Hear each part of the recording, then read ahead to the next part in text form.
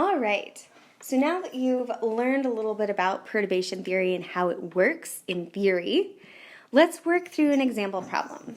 So unlike the example problem we worked through with the variational theory, we're not going to choose a system that we know the answer to, but we're going to choose a system that's not too different from a system we know the answer to. So in perturbation theory, if we choose a model system that we already know the answer to, we won't actually be able to use perturbation theory. So we are limited in that we have to have a perturbation or a change from a model. So let's investigate, instead of a harmonic oscillator, an oscillator whose potential energy function is k over 2x squared plus bx to the fourth. So this has got both a second order oscillation and a fourth order or quartic oscillation going on. All right. So the closest model system, because this is an oscillator, is going to be the harmonic oscillator.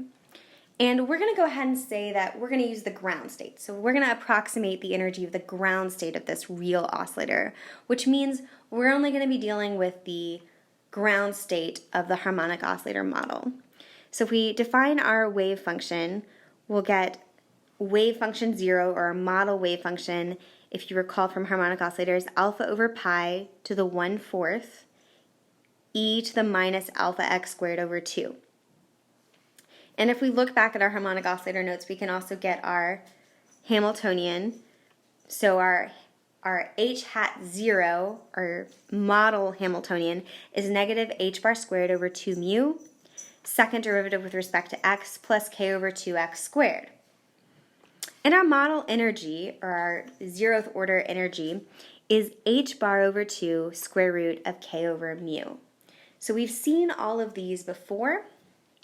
Let's go ahead and do something with them, right? So we have a wave function that we'll use, right? We're going to use this wave function as if it were the real wave function, even though we know it's not, right? We're going to use it as an approximation to our real wave function. And so we have h0 or h hat 0. What is h hat 1? What is that first order perturbation term to the Hamiltonian? Well, let's think about what our total Hamiltonian is. Our total Hamiltonian, we know we have this kinetic energy term, negative h bar squared over 2 mu, second derivative with respect to x, plus our potential energy expression. That's our traditional Hamiltonian. So if we plug that in, remember our potential energy is just this k over 2x squared plus bx to the fourth. So if we plug all that in, then we can see that this first part, the first two terms, right, the kinetic energy term and the first term of the potential energy, look exactly like what we defined as h hat 0.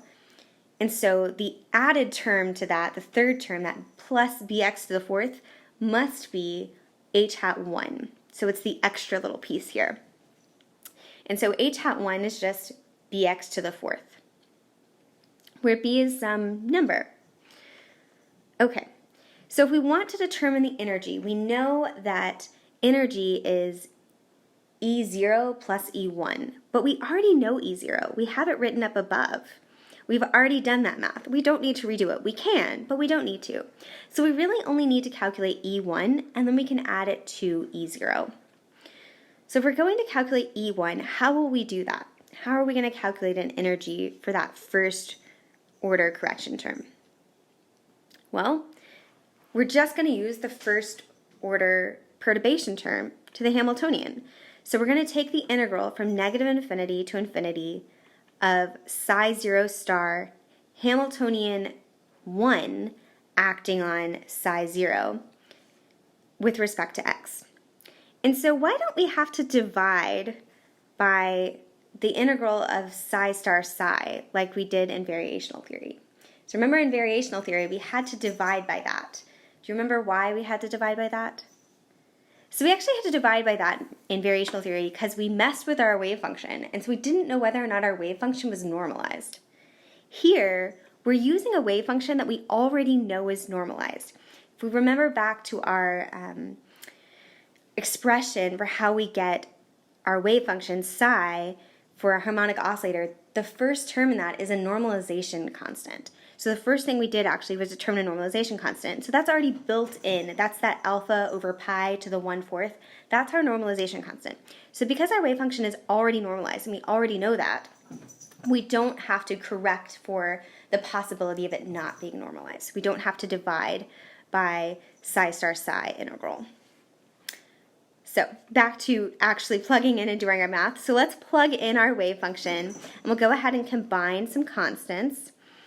And what we end up with is the integral from negative infinity to infinity, alpha over pi square root, bx to the 4th e to the minus alpha x squared dx. And so if we look at x to the 4th e to the minus alpha x squared, is this an even function or an odd function? Even, it turns out. So that means we can multiply by 2 and change our integral bounds from, to 0 to infinity instead of negative infinity to infinity. So let's do that. And we're going to also pull out all of our constants here. We need to know what this integral is of x to the 4th e to the minus alpha x squared when we integrate from 0 to infinity. So it turns out that that integral is 3 over 8 alpha square root of pi over alpha. So let's plug that in. And we can simplify a little bit once we plug all that in, and we'll get that E1 is equal to 3b over 4 alpha. So that's our first order correction term to the energy for this real system. How do we get our total energy? Well, simply add the energy for a ground state harmonic oscillator to the first order correction term. And keep in mind here that alpha is k mu square root over h bar. So we probably could simplify a little further. We're not going to. We're going to stop at the total energy is h bar squared over 2 square root of k over mu plus 3b over 4 alpha. But we probably could simplify further if we really wanted to, and you're welcome to try if you would like. But this is how we would work through a perturbation theory problem. So perturbation theory does work a little bit differently than variational theory. You only have to do one integral usually instead of 2, but you also get more variability in your answer, right? So the closer we get to our real system and with our model system, the easier it is. If we needed more correction terms, right? If our real system was really far away from our model system and say we needed multiple correction terms, then we would have to keep doing more and more integrals. And so it would get more complicated. But perturbation theory is only as good as your perturbation terms to your Hamiltonian are, right? So variational theory is as good as your trial wave function. Perturbation theory is as good as your perturbation terms in your Hamiltonian. So I hope this was helpful. Please go work some problems. I've posted problems on the Moodle page. Also, utilize the Slack channel to talk about these problems. I'm going to be checking that throughout the day, and I will respond, and really throughout the week whenever you're doing this, and I will respond to your questions, but also other students in this class can maybe respond to your questions because maybe they've also worked through some of these same problems.